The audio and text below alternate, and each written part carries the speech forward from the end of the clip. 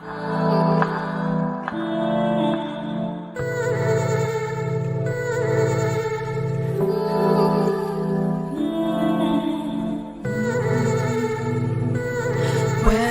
lately I've been wondering about what's been going on the local, on the global, all across the horizon. At the rising of the dawn to the setting of the sun, when the night creepeth in, more and more havoc is run. DMC, do more crazy things, get done while you sleep. It's the turning of a chapter, the end as we speak. Too much BS on the regular, causing all the secular, segregating energy. The world needs an editor, scripted on a regular, building up the reservoir, not heading for the jugular, restructuring the cellular. I'm telling you, not sparing you, enlighten you, not biting. Are you ready for the truth? Take a look all around you. On a daily, I've been wondering about what's been going on.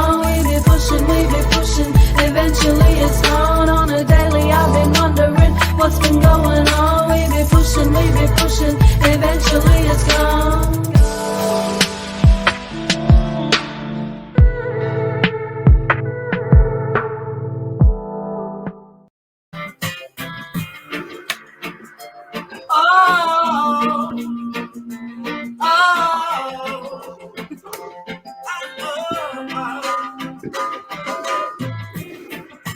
Woo! Hey, hi everyone. Hello, and how are you, everyone? Thank you for joining us tonight for another Oceania Tu Conversations by the Moonlight, number 2. I'm Sevu, and I'm coming to you live from Potts Point on Gadigal land in the Eora Nations, and introducing my beautiful, fabulous co-host. Firstly, MC Trey. Hey, Seb. Hi, everyone. Pacific greetings. MC Trey here, joining you from the Darug lands of the Melaemie clan, and we're excited to bring you Oceania Tu, which brings you information, ideas, and resources to help our Pacific communities in New South Wales to get through the pandemic and beyond. And then we have our lovely co-host, MJ. How are you? Yeah, warm oceanic greetings to you. Hi, Trey. Hi, Seb. Hello to you, Hello. wherever you might be tuning in from. I'm MJ, Maryjane Schwenke. I'm the co-director of Matavai Pacific Cultural Arts. I'm joining you from Darawal land, always was, always will be, Aboriginal land. I just want to say thank you. Thank you for tuning in. You're probably tuning in on either Matavai Pacific Cultural Arts Facebook page or Fiji Day Sydney or Matavai members page. So wherever you're tuning in from, please just put it in the comments. Say hi. Let us know where you're tuning in from.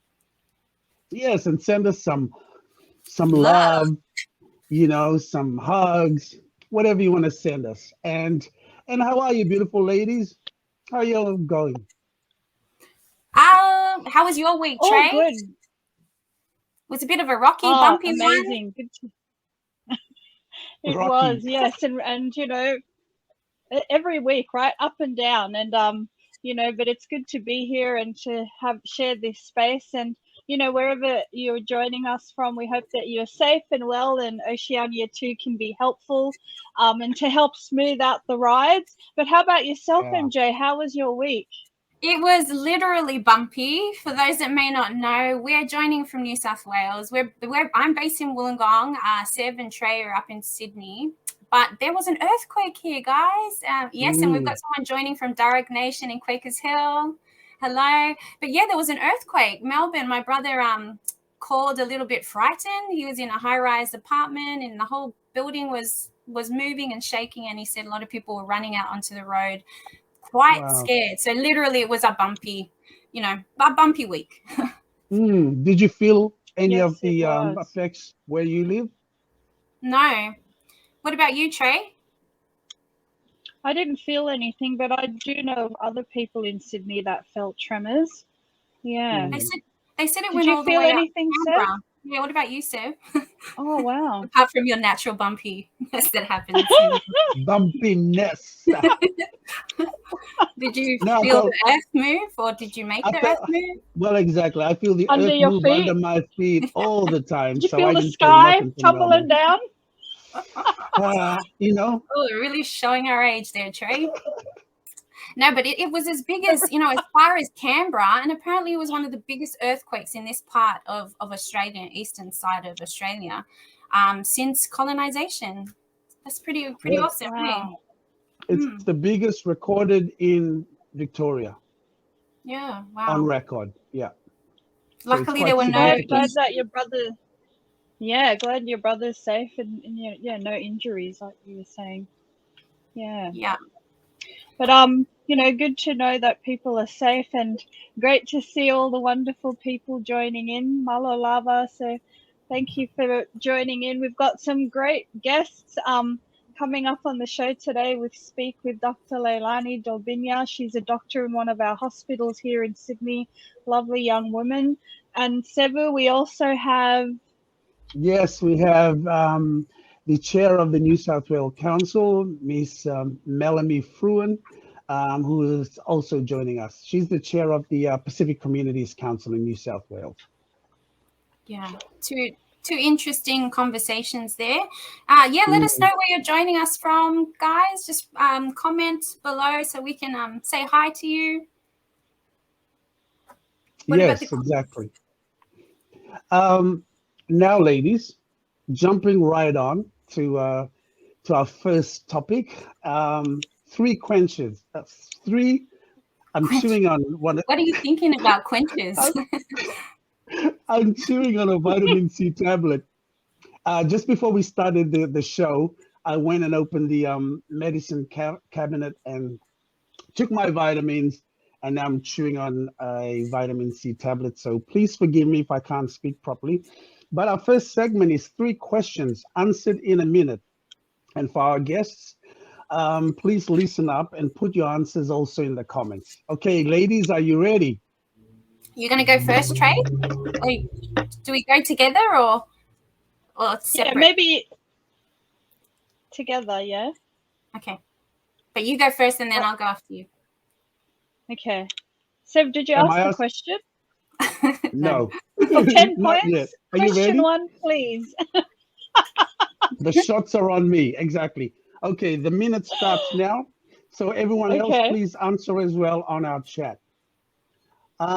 Your favorite motto or island proverb, ladies? My favorite motto.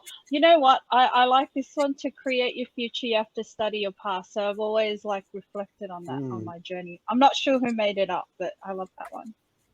How about yours, Maryjane? My one is a Samoan proverb that most Samoans know, which means the path to leadership is through service. Beautiful. Wow, that's beautiful. Yeah. Say it again in language, in Samoan. So the road to leadership is through service. And what about you? Your favorite motto, proverb? Well, this is one that I created for myself, and it is to live life to the fullest without losing sight of eternity. How romantic. Love it. Yeah. Who's eternity? Who are we talking about? Sorry. Moving on. And it was supposed to be a minute. Next question. Yes. Okay, next question. Someone you look up to or inspires you. Someone, just one. Do you want me to go first, Trey? For me, it's my dad. MJ. I'll say MJ. It's my dad for me. Yeah, just love his teachings and his nature. So very inspirational. Nice. How about you, Jade? For me, it's my sister, Doreen McKibben-Agno. She's just like a tough woman. She gets things done and she's always calm. Yeah. Yes, indeed. What about you, Seth? Yeah, Doreen. And for me, it's my mother dearest. She's just, she's unbelievable. I just adore her. She's somebody that I look up to, and she's just an amazing human being that sets such a great example of what humanity should look like. So she's a saint. She's a saint. She's so cute too. She's Beautiful. Sweet. You know, they get cuter as well when they get older. Next question. Now, come on, audience, put your answers as well into the chat so we can see. Tell us someone you look up to or inspires you. Now, the third one, coming to you, Maryjane, is your favorite spot in the Pacific. Okay, for me, It's a place called Vaisala. So it's a village next to my mom's village of Awala. And it's like there's beautiful places all over the Pacific and in particular Samoa. But this particular place is quite sentimental because it reminds me of my dad who's passed on, and we used to sit on the balcony and it's just picturesque. And just over to the right, if you're sitting looking out to the sea, is my grandfather's land. So it's customary land, and it's just, that connection that you have spiritually to the land, to your people. That's how I feel when I'm there. You go, Trey, and then we can show photos of the places that we love. Beautiful. Can I show the picture? Yeah. I'll just show it because this one's called Cloud9. Oh, I love this place. Like, I always try and go and visit. You get there from Nandi in the western side, and it's just floating in the reef out there near the Mamanuca Islands. I love it. Yeah, that is stunning. I've got a photo too. Beautiful. This is Vaisala. Oh. So it's just owned by a family. And then this is Vaisala at sunset. Yeah. And what about you, Sev? Wow, that's just beautiful. That's amazing. I'm sorry I don't have a photo, but it is a place very close to where I come from. It's an island, and it's called Lelovia. And those that know me know that I love Lelovia. Trey, have you got a photo of it in front of you somewhere? Trey loves it too. I'll find one. Yeah. That's a place that comes to mind for me because it's close to home. And we used to, as young as I can remember, swim in the ocean there and looking out towards those islands. So it's because I'm on the mainland, but the island is just off the coast there, and one of the most beautiful places in the world, and love it. Yeah, and Malo and Bula Vinaka to Arietta from New Zealand. Yes. It's great to see those coming in from all around the world rather than just Sydney. It's great.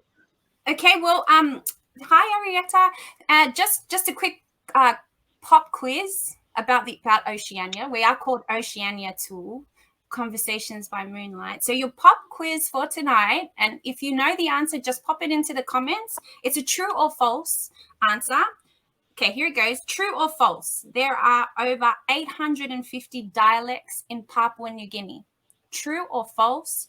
There are over 850 dialects in Papua New Guinea. So we can move on and we'll come back to the answer. Yeah. I found the photo. Oh, sorry. Is that a good one? Love it. That's my heart right there. That's my little bure right there. That's mine next door.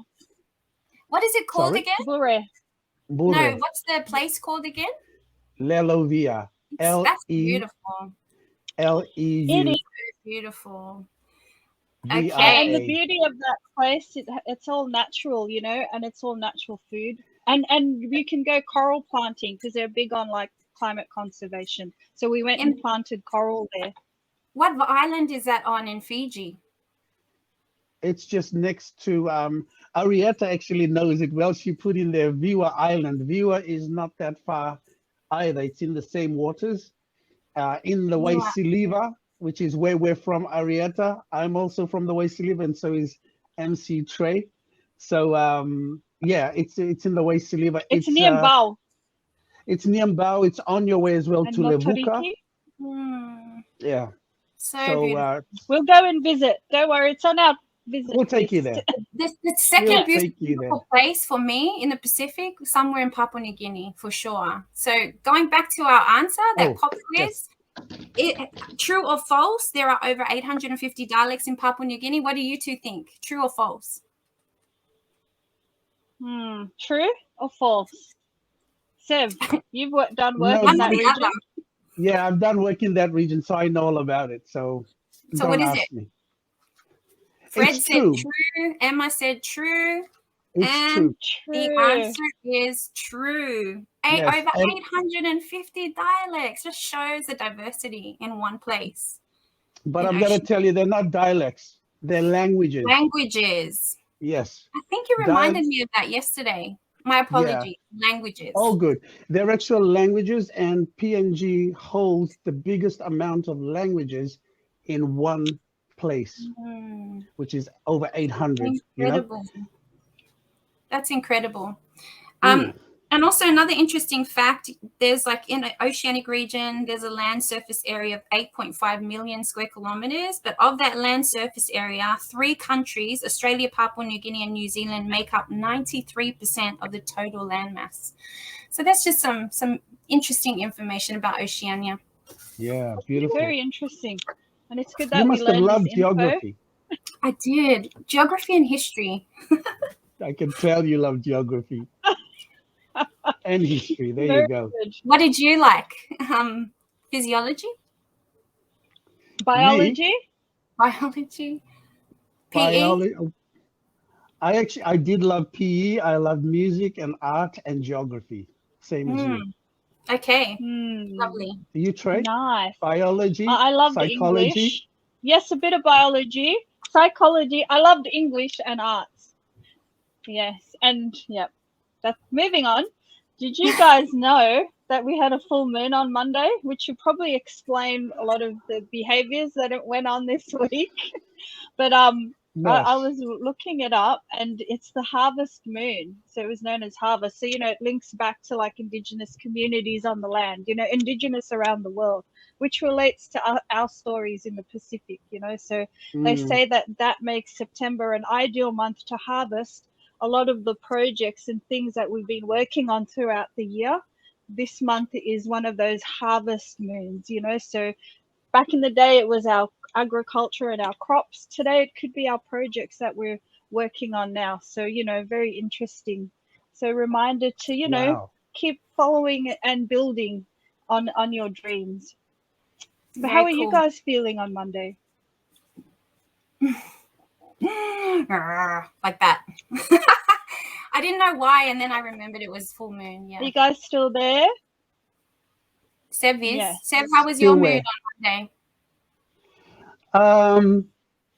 Yeah, it's interesting what Trey just said. Ta-da! Look, here we go. Look, there's the moon. Now, the Oceania 2 is Conversations by the Moonlight, which is great that you bring in about the moon. Monday was very interesting for me, and I do feel like there's it's harvest time. I feel like a lot of things are, finalizing projects. I'm completing projects like, okay, this is now done, and then next, okay. So I'm completing a lot of those things, which is interesting that you're talking about the harvest moon. That's great. So we're at a time for our next interview, or our first interview for our show today. And our first interview, we caught up with Dr. Lani Alofivae earlier on in the week, or Trey did, and we're going to take a look at what she had to say about working in a Sydney hospital during the COVID crisis. We'll see you very soon. Here's the interview with Dr. Lani Alofivae. Talofa lava, everyone. My name is Dr. Lani Alofivae. I'm 26 years old and I work as a senior resident in critical care medicine in Sydney. I am proudly of half Samoan, half Persian descent, and I grew up in Sydney, Australia. I currently work in both the ICU department as well as the operating theatres as part of the anaesthetics team. I graduated from medical school in 2018 from Western Sydney University. My internship was very normal, very challenging. I work in one of the busiest trauma centres in Sydney, and so it was definitely a challenge, but I don't think anything could have prepared me for becoming a junior doctor in a pandemic. So COVID has drastically changed the way that healthcare works in Australia. Firstly, I'm very thankful to still be employed and be able to do what I love every single day and serve the community, although it has been very challenging. Things at work have changed dramatically. We need to be swabbed every 3 days so that we're able to keep everyone else at work safe. I was lucky enough to be vaccinated in April of this year, and my entire family has been vaccinated as well. Most of my friends have also been vaccinated. As soon as you walk through the door at work, you're asked immediately how you're feeling. Someone takes your temperature. They make sure you've had a recent swab and that it's negative, of course. And they ask you if you're experiencing any flu-like symptoms. My hospital actually has a very large burden of COVID patients in New South Wales. We started off with one COVID ward and now we have many COVID wards. I was actually meant to be doing my anesthetics rotation this term, but it's been cut in half because we didn't have enough doctors in the COVID ward, unfortunately. So instead of intubating patients in theatres, I'm spending half of my time as a COVID doctor, working with the respiratory and infectious disease consultants, going over the protocols that we have to treat COVID in hospital, and looking after the COVID patients as well. Unfortunately, I have been seeing many Pacific Islanders with COVID in hospital. COVID is a very infectious disease, and every time I see patients with likely packed households, such as Pacific Islanders or people of Arabic backgrounds, they always tell me that everyone else in their house is affected, from their children to their partners to their parents to their cousins. When one person is infected, everyone else is going to be infected as well, simply because you live in the same house. It is a very serious situation in the hospitals, especially in Sydney right now. Just several weeks ago, one of the major hospitals in Sydney declared an internal state of emergency, which basically means that they did not have enough resources to meet the demands of all of the patients that they were meant to be servicing. Ambulance bays were waiting up to 8 hours in the ambulance bay. The ICU in my hospital is now over 2/3 filled with COVID patients, and many of them require ventilators. And of course, aside from this, it is not business as usual. Many people have had their surgeries delayed because we simply do not have the staff, the ICU capacity or the ICU capacity or the hospital capacity to be able to deal with all of these patients. Luckily, numbers are declining in New South Wales. However, they're still very high, and we anticipate a peak in October if we're lucky. But it could be even later or last even longer if we aren't able to get on top of vaccinations. There are actually already some medications that we can discharge patients home with that have contracted COVID. It's a steroid called dexamethasone. The way that it works is it essentially suppresses your inflammatory response to the virus. However, in order to qualify for it at the moment, you need to be requiring oxygen. Meaning other drugs that we give in hospital include baricitinib and remdesivir, and both of them can have quite severe effects on your renal and liver function, which is why we test their LFTs and their renal function tests every 3 or 4 days. My mother and GP colleagues have also been telling me that there's been quite an increased demand for another drug called ivermectin.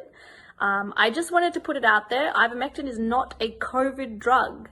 Yes, we do give it to COVID patients, but only those who are on all of those other drugs that I just mentioned. And the reason being is because all of those drugs actually suppress your immune system and can bring out latent infections. So other infections you previously had that were cured, such as tuberculosis, hepatitis, and ivermectin is actually for a worm infection called strongyloides. So please do not buy ivermectin on eBay. It is not a COVID drug. It is a worm drug. Thank you so much to everyone that has rolled up their sleeves to be vaccinated. We have done an amazing job. Nurses and doctors and radiologists and pathologists only make up a very small percentage of the population. The real front line are everyone in the community that have been brave enough to get vaccinated and keep everyone safe. You have no idea how much you have helped us, how hospitalizations have decreased, and how heartening it is to see everyone coming together to really fight this virus. I wish that you all have a very safe evening, and I hope that this was informative. Malo lava, and have a good night.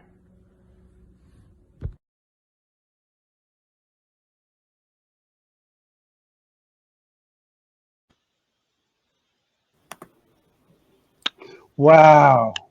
Yeah, she's beautiful. Wow. Can I just firstly say what a stunning lady she is, right? She absolutely With a is. with a Samoan and Persian mix, how exotic could you get? Yeah.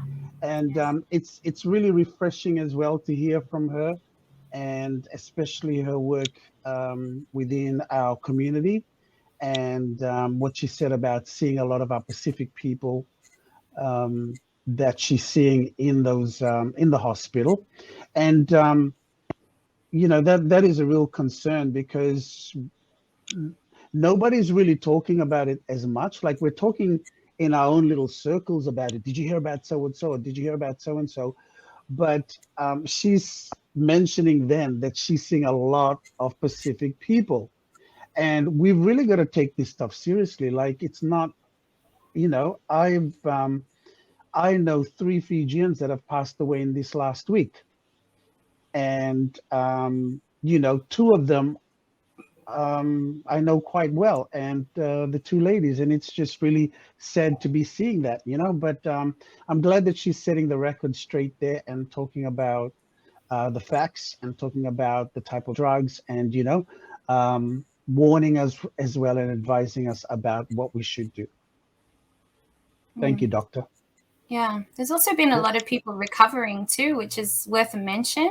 I know a lot of people that have had it from the Matavai community and just in the 12 LGAs, and Thank God. thankfully they've been able to recover. Some recovered at home, really looking after themselves, and also give it up for the frontline workers who managed to get a lot of our people mended and back to good health again. Trey, do you remember the last time we saw her in person? I don't know if it was the last time you saw, but Dr. Lani Alofivae was in Samoa in 2019 when Trey and I were there, and she was working in the pediatrics ward. Real service-oriented person, as they all are, doctors. And she, just as lovely then as she is now, even though she's a lot busier now. Trey, you know any Fijian doctors in the area? I think one of the things is, maybe it might be of interest for people that there are quite a number of Pacific Island doctors in our community. Are there Fijian doctors that people may know about or might want to visit them? Do you know of any? Yeah, there are a Fijian doctors, Dr. Hanif in Karangba that I've heard about, and Dr. Sharma in Penrith. So they speak Fijian and Hindi. I recall there was a Dr. Ma and a Dr. Young, but I feel like they've probably retired. And there's other Pacific doctors, right, that are in the community that you know of as well, MJ? Yeah, there is. The reason why I mentioned it is that some of the feedback I'm getting are people are anxious to go to the hospital. So one of the bits of advice that Leilani gave in one of the segments that we didn't include it in that was, just get to know your GP. There are Pacific Island GPs, especially in the 12 LGAs here in Sydney. There is Dr. Alofivae, who is Leilani's mum. She's based out in Yaguna here in Sydney. There's also Dr. Baniani Batu, who is located in Blacktown. Another doctor who is a Tongan doctor. I catch he does a daily update in the Tongan language on his Facebook page every morning at 7 a.m. And his name is Dr. Ofo Niumeitolu, and he's out in Lidcombe. So if you are looking for a Pacific Island doctor, there's just some doctors that I know of. Actually, I just remembered one. Dr. Marolia, who is Indo-Fijian. He's based in Bankstown, and he's from Raki. So he's another doctor you could see as well. And Ninava'a Talafalava to you in Samoa. Greetings to you. And she's mentioning a few names as well on the chat, which is Dr. Dr. Afeaki. Oh, that's right. Yes, Dr. And where Dr. is he Neil. based in, Nina?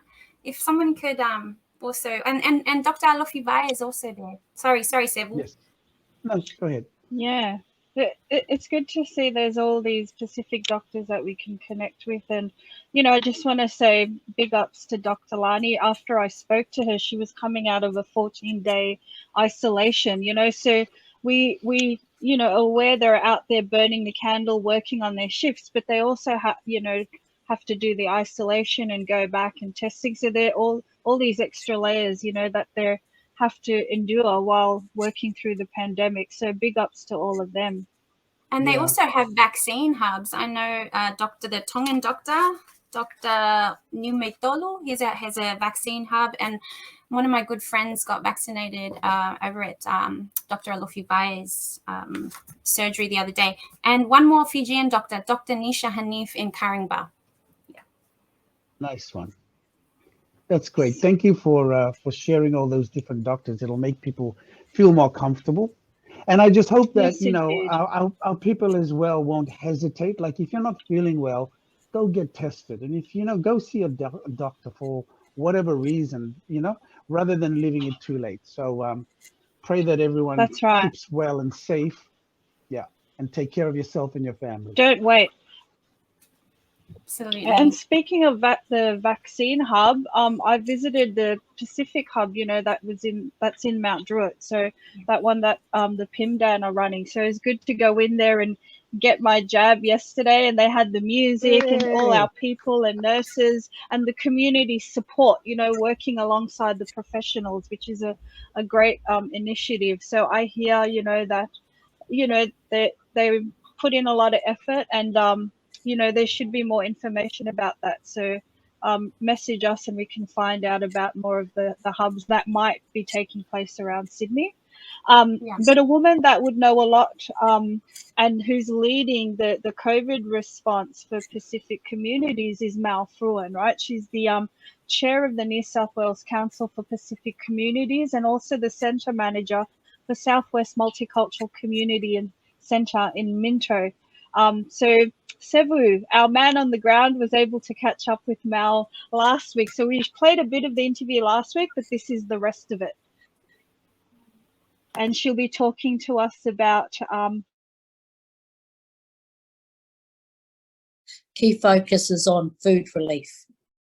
Food relief and assisting families in connecting with organisations, services, government-funded services, just helping them to connect with those services to get the assistance that they need. We are providing up to 600 to 700 hampers a week. And so all the stuff that comes in through the centre here, all the donations, all the food, all the hampers from Oz Harvest go out to the community.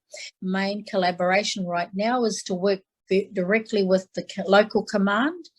So the police will advise us in the morning if there are new families that have been identified as testing positive. They will contact us. We provide them with the hampers, the frozen meals, and also now the care packs.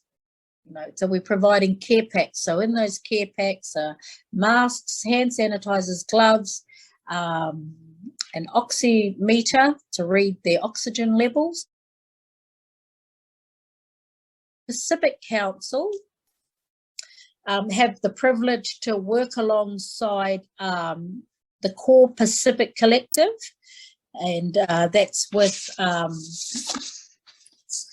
PIMDAN out there in Mount Druitt, the Pacific Island Mount Druitt Action Network, and they do some great work out there. They sit on the Core Pacific Collective, the Pacific Women's Professional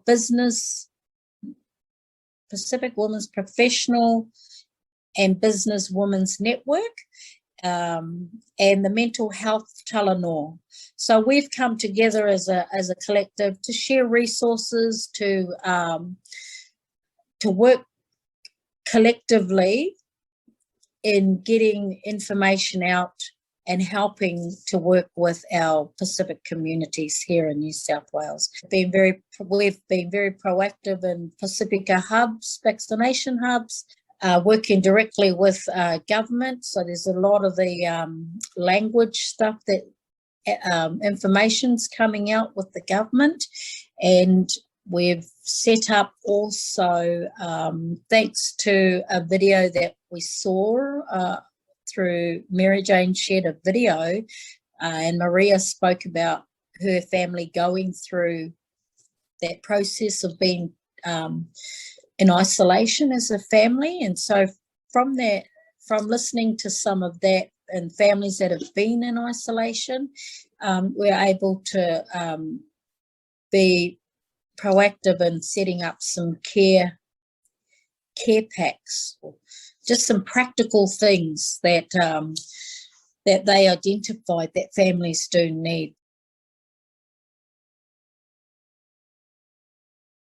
One of the things I really want to stress is the work collaboration work that we're doing with the police and with the Australian Defence Force, the ADF. Yeah. And I'm mindful too that people have said, yeah, but you know, they're coming in heavy-handed and they're doing this and they're doing that and they're kicking our doors down and all. Like, we'd like to let us know if that's happening for you, because it's wrong and it shouldn't be happening. And but let us know if that is actually, not doubting, but let us know if you're experiencing that, because right now we are working with the police in regards to and the Australian Defence Force. You know, they're helping us get out 500 hampers. Who better for me to take into the social housing communities to drop off, into our communities to drop off these hampers than the boys in blue and the Australian Defence Force. So our communities can see that we're working side by side with them. Now, I'm also very mindful that not everyone's had really good experiences.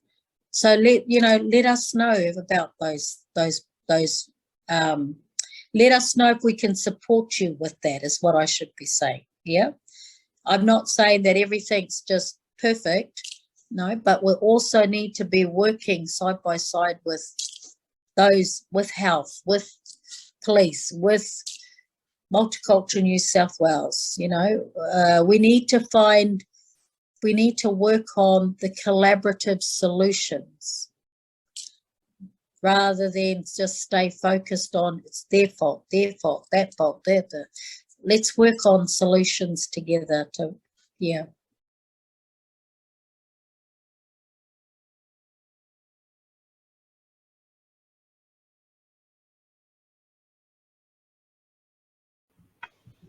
Wonderful. Thank you so much, Mel Fruean, the chair of the New South Wales Council for Pacific Communities, for that little talanoa with us. And sorry, Trey, that you got cut off right we cut you off too early whilst you were about to introduce the interview with Mel. So I just want to make mention a couple of things. So Mel is the chair of the New South Wales Council for Pacific Communities, and that is the work that she was talking about, and also part of her role as management of a community hub based out in Southwest Sydney, which is called Southwest Multicultural. Minto, sorry, I shouldn't say it like that. Gosh, what an outburst. Minay. Yeah, sorry, guys. Sorry, I used to hang out there when I was younger. To be serious. We used to call it Minnow. Yeah, Minto. Thank you. I think it's the Pfizer talking. It is the Southwest Multicultural and Community Center. I'm still recovering. That's what she's the chair too.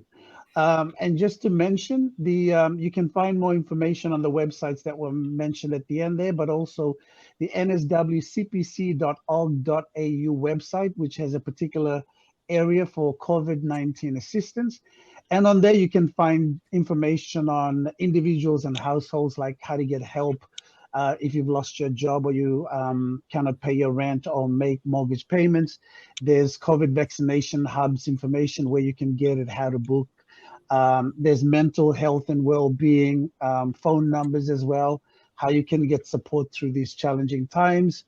And also language services, which is important for our Pacific communities to be able to have translation of our language when we are requiring services from the government. Wow, you know so much. Thank you, Sev. Just wanted to shout out to Emma Andy. She said thank you from PNG. Hey, Steve. Hi, Steve. Also to Joe Matangi. Whakalofa to you as well. Very much appreciated as well that you're tuning in. Grace Vanilau and Grace. I hello. love a beautiful Grace. Grace. Can I just say something on Grace? Grace, remember our last get together was it was the last event in Sydney for us, the Pacific community, was at it was the Biennale, remember, Trey? And we were rocking, partying on the boat with Grace. Yeah, the Sydney Biennale in March. Yeah, and it was in March of 2020. And Grace was there and she bought us these beautiful necklaces and she gifted us with it. Much love to you, Grace. Hope you and the family are well. Yeah. Yes, she's. I've got some good stories with her too. She does gift some nice things as well because I think her other half is Niuean. So yes. I remember receiving a gift and it was a basket woven by some of the Niuean mamas and it was very beautiful. Coming up next, what's coming up next, Ev? Beautiful. Well, ladies, that time of the night where I've got to ask you, it is that segment about what shook your coconut. Am I right?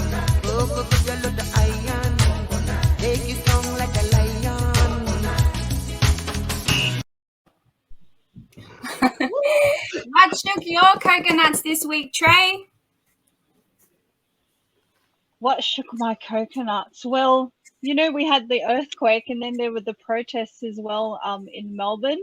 But, so yeah, that was pretty, shocking for most of us, even though we weren't in Melbourne. But, just here, like I was actually at the vaccination hub on the phone, waiting to, the 15 minutes that they give you. And I was scrolling through my phone and I just saw it at just after 9 a.m., that the earthquakes, like everyone's post was like, did you see the tremors?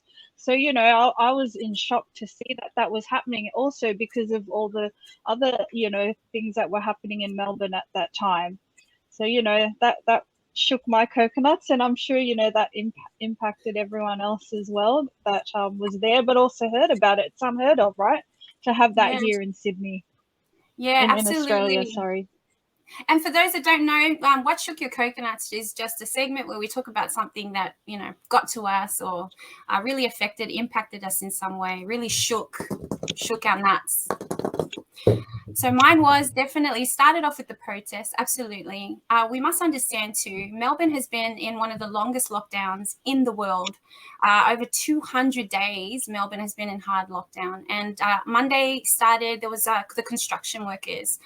They started to protest. My brother's a construction worker in Melbourne, and he was actually at the office of the union where the protest began at 10 o'clock. He said as he was walking out of the office, the crowd started to accumulate there in front of the office. Now, he did notice that there were some professional protests there. So not everybody there were construction workers, but, it did escalate. Day 2, the protesters ended up on the freeway and blocked the freeway. And then day 3, the earthquake happened in the morning, which was ironic. Yes. Because it was like Mother Nature was just saying, come on, everybody, the power of nature, will always be stronger than anything. It was like Papatuanuku, Kangalolangi, they were all, speaking. I think it was a reminder that although we're all fixated on these issues, and they are massive issues, we're forgetting also that climate change is also massive too. And I feel like it's not spoken about anymore because the pandemic has completely taken over everything. So I just want to speak on that. We need to focus on the planet. Climate change is impacting the Pacific Islands. We're at the front line. But also in this time, Australia just invested in a nuclear-powered submarine. Why? And so Jacinda Ardern was quoted saying earlier on that the yet-to-be-built submarines would be banned from entering New Zealand waters and is continuing the country's long-standing non-nuclear policy. There was also some other Pacific Islanders that spoke out. Vanuatu was saying they're fearful. Through the media in Samoa are saying they were disappointed. It was disrespectful of Australia. So, yeah, although that was happening, A nuclear-powered submarine? What do you think about that, Sev? Pretty scary stuff, isn't it? Like, we don't know enough about this technology, and but we can certainly see how the world is reacting to it on a political level, about this alliance between America, and they're the ones who have that technology, and of course the UK in these partnerships. And it's just interesting to see the reactions coming from China, from France. Yes, yeah. France, lost that deal worth billions of dollars. But like you said, there's the deeper issue about the impacts of all these things that are happening, and it's a race for power, being superpowers, and you know what I mean, and domination in different regions. But again, what about the planet? What if we're not taking care of the planet? And who cares about a nuclear submarine if we destroy the planet? That's right. Yeah. Yes. Power over people and the planet, And the other thing is, where is it going to be housed? Like, that's going to impact our people in the Pacific, which is of concern, So, yeah, I read, I don't know. I mean, and the thing is, they've been discussing this for a couple of years, but none of us knew about it, right? Mm. They'd been planning and negotiating the submarines to be acquired, and we didn't know until just recently. So yeah. Oh, she's gone quiet. Hey, Trey. Oh, we can't hear you.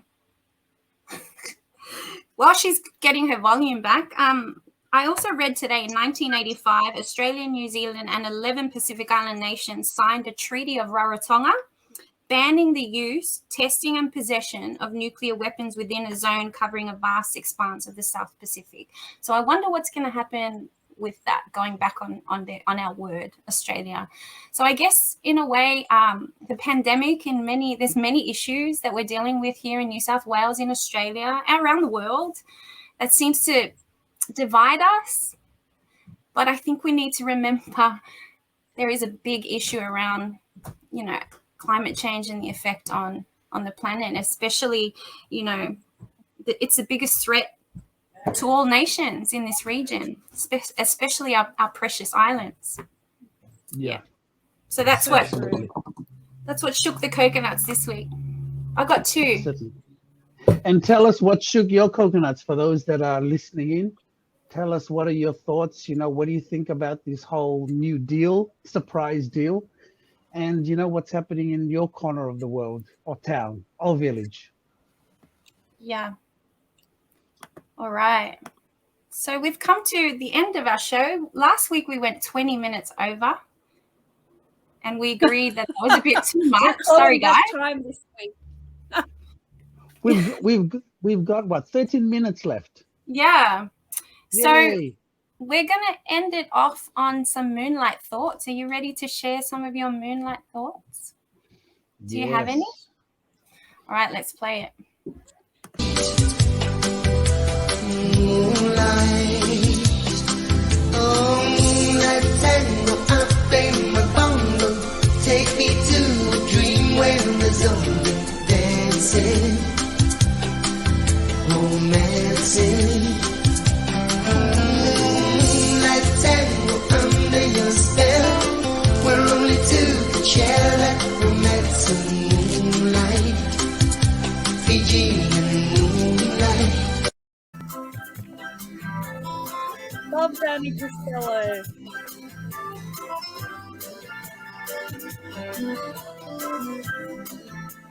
Love it. All I right. wish I was in Fiji under the moonlight. Oh, me too. Me too. I will soon. Ah, really? What? You're announcing it now, live on air? What? Okay, then. I'm projecting it. Oh, okay. I'm projecting it. Yes, we will soon. We will, right? Yeah. Yes, soon. We hear that they're putting in their health plans in place, so when it's safe, yes, good to travel over. But just speaking on Fiji, there's this amazing exhibition of all these Pacific and Fijian artists, which is launching tomorrow night. It's called VAVA, V-A-V-A, but we'll put the link on our Fiji Day pages. And it's like the first online exhibition for Fijian artists. So be interesting to see how that plays out. And there's a whole range of visual artists that will be exhibiting. So it's VAVA. And even though we can't be in Fiji right now, then we, you know, maybe we can have a bit of a creative journey through their visual stories tomorrow night. Yeah. Lovely. That's my moonlight thought. Love it. And yours, Sev? Sounds good. You first. I want to hear Is your your one moonlight. private? Is it a private thought? I'll Hi, put it in the Iskeli. chat. Bula Talofa, Iskeli, and again, what did someone say? Is that? So Joe said she's from South Westville. Okay, my thoughts. Yeah, well, it's school holidays here in New South Wales. My kids are on holidays, and I guess just live in the moment. Yeah, I think we tend to. I know I do it. I try to think far ahead. What's next week going to be? What is it going to be like when Matavai opens? Da, da, da. But a friend of mine just said 2 days ago in another interview, she said, just live in the moment, Jane, you know, and enjoy what you have in front of you. So, yeah, that's my moonlight thought. Do you need more time, Sev, or what? What's your moonlight? I'm just absorbing all the words of wisdom. I'm feeling that Grace, all the way from Melbourne, is having some moonlight thoughts, and also Melissa. You know, they got some moonlight thoughts that they want to share with us. They're such wise women, you know. I'm trying to sort of channel them through. So let me just have a moment to just. I'll play some music. You haven't got anything, eh? Tell the truth. You haven't got a moonlight thought that you want to share with anyone. Well, the moonlight thought that I would have is, see, the thing is when I think of moonlight thoughts, I think automatically of that vision of moonlight, you know, and in the islands, and the amazing time that we'd have in the islands under the moonlight. Do you know what I mean? Like, I'm sure that so many of our listeners have that. You've got those. And for me, so when it's so deep for me to go into all this kind of philosophical thinking. For me, it's just basic. I just imagine, you know, those moonlights where you're out partying on the beach or just hanging out with your cousins, and, you know, and you could hear in the village, especially laughter coming from one side to the other. And then people are going, shush, be quiet, you're making too much noise. We're all trying to sleep. You know, that's the memories, that's the kind of thinking that comes into mind, all the craziness, all the fun stuff, especially during Christmas and New Year's.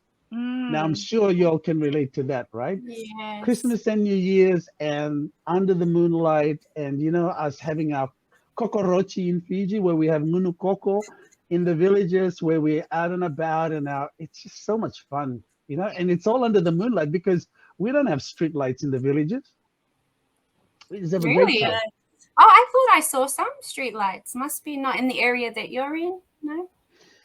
We have a few, but no, I'm kidding. That's on the. I just want to make a quick. That is actually very beautiful, Sev, and for us in this moment that we're in, you know, it gives us hope. We can dream of those days we get on a plane and go home to our islands and have that moment in the moonlight, and that's something beautiful to think of. Just before we leave, I just want to say Samoa went on 2 days where they vaccinated the entire country. So 2 days they shut down, and the health department went around, and, you know, people have to put a red flag in front of their homes to say that they have to be, you know, vaccinated. So they're requiring vaccination. So yeah, so I just want to say, like, that's a big effort for Samoa. All 300 of them. 300. Okay, that's payback for my jokes. But that's us for tonight, right, guys? You've got anything else to share? We're back next week, Trey. Do you know what we've got on next week? Yes, we're going to encourage some of our youthful. I mean, we're pretty youthful ourselves, but, you know, the next generation to, you know, come in and share their wisdom with us so we can learn, you know, from them. So, you know, we're ngase, like in Fiji, you know, we'll say ngase, like old school. But how do you say that in Samoan if you're like old? old school matua, like in? Do you mean like Oh, as in? matua. Yeah, that's Yeah. All yeah. right. Yes, Lo we're makua, looking. koe inga, lo makua for old woman, koe inga for old man. Yeah. Is So matua that's a also matua. Matua is is, matua also elder? yeah, Is a yeah, matua, yeah? yeah. Right. So we're For gonna us, leave you. it's Oh yeah, go for it. Like, Go, Susan. we've still got 6 minutes, you know. Like we got to use up that time. Or we're gonna jump off early. Hey, tell us on the chat if you want us to to stay on for 5 minutes. Ask us Jane, a Jane, question if you'd like. Jane, where are you running off to? Like we've still got 5 minutes. It's the talk of the moon. It's Oh, okay. Yeah. spending time I was going outside. to say that matua as well in Fijian means when you are when you it's like a coming of age, you know, when you get to a certain stage and you are then samatua, you know, they'll say just like when there's a harvest, when something is ripe, Like matured. yeah, samatua na whatever. Oh, there You you know, go so with the that's Fijian Starbucks. language again. Anyone else want to share? Maybe from Oh, Niue? Steve what said is matua is the- also in Lauan. What does it Oh, mean in Lauan language, Steve? the same as it is in the rest of Fiji. Vinaka, Steve. Is there a meaning of matua in Kambara that's different from the rest of Vitilevu? Please enlighten us, Steve. wait, But Steve, you're going to there's be on the show next week. yeah. Yes, we're going to talk to Steve because he's been doing some amazing work in the community, right? Yeah. Yes. Hello to Different Grace. houses. In different got Grace houses in- around Sydney. Sorry, we're so rude to each other. We talk over each other. We've got Grace Tema, Liepaneke. She says Talofa. She's joining us from Tuakau in New Zealand. Where's Tuakau? And of course, Melissa. Hi, sis. Yes. I do have a little video to end with if you guys are up for it. Yes. How long is the video? Are we going to come back Like after 3 the minutes. video or? No, we'd probably have to say goodbye. It's just a video that very entertaining. I will be checking in again. Oh, thank you. We would love to see you again. It's a video well, that What happened Fred, to the protest one? the protest one. No, I don't want. Okay. We don't want to end on a note like that, eh? I thought you had a No, funny no, protest the one. creative Oh, protest. yes. We have to play that one. Okay. Do you That want one's to tell the very story? serious. Yeah. So we go back like go back to shaking coconuts. We were talking about protests, but see, we're creatives, and the arts industry was locked down. Always the first. Matua from Niue as well. So the arts industry has been locked down since whenever. So we found this video. Trey, do you want to explain? This is what it would. Yeah, so Are we coming? the Yeah, we'll creative come back. industry has been hit a lot. So we're thinking, if we were going to go and protest, it probably would look a bit like this. I'm gonna learn how to fly. Oh, I feel it coming together. People will see me and cry. Hey, I'm gonna learn how to. Exactly like that. That's what would happen if creative protested. It would be a fun time. Light up the sky like a flag.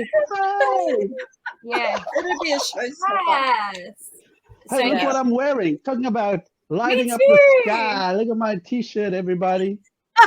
We I love it. we did not plan this, Nah.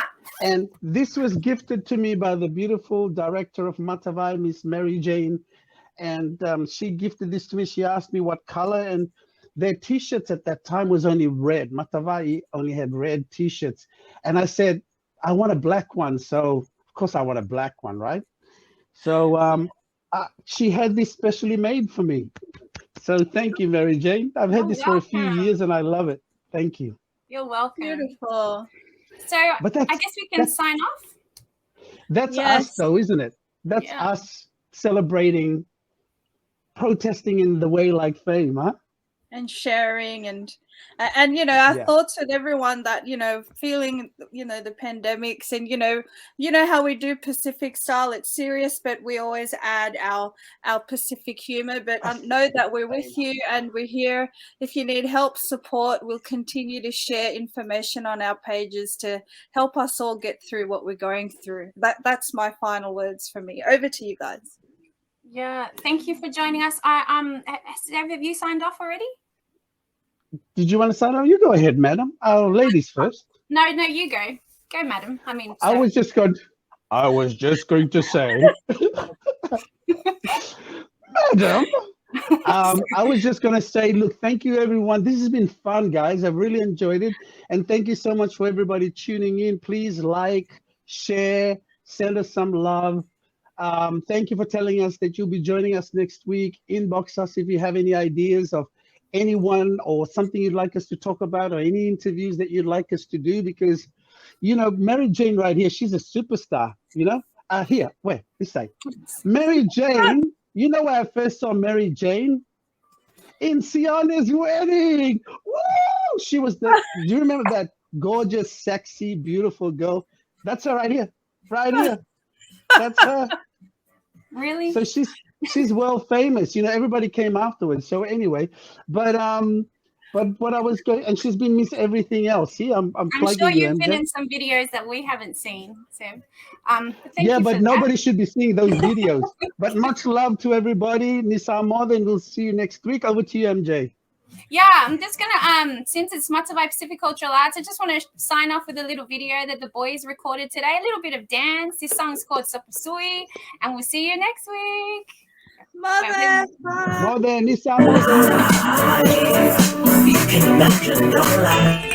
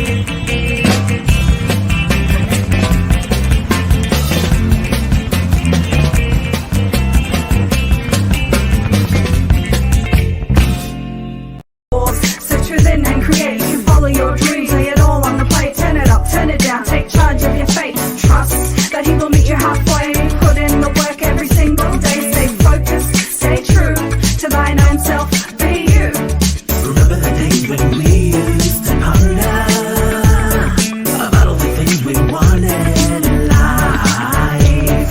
You can imagine